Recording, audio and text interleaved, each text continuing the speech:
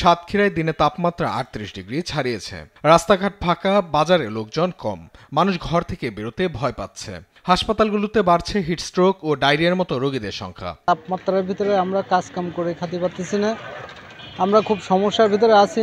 অন্যদিকে টানা ৮ দিন ধরে চুয়াডাঙ্গায় অসহনীয় তাপপ্রবাহ বইছে। দুপুর ১২টায় তাপমাত্রা ৩৫ ডিগ্রি এবং বাতাসের আর্দ্রতা ৬২%।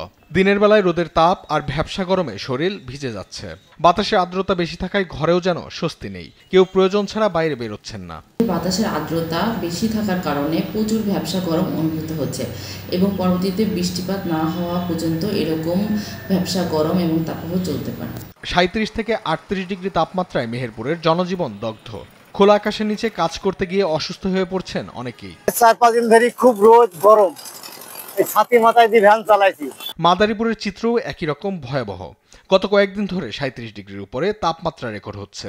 দুপুরের সময় রাস্তায় মানুষ দেখা যাচ্ছে না বললেই চলে। তীব্র গরমে মানুষ অতিষ্ঠ হয়ে গেছে, আমরা অস্থির হয়ে গেছি। ফেনীতে তাপমাত্রা ৩৭ ডিগ্রি ছাড়িয়ে গেছে।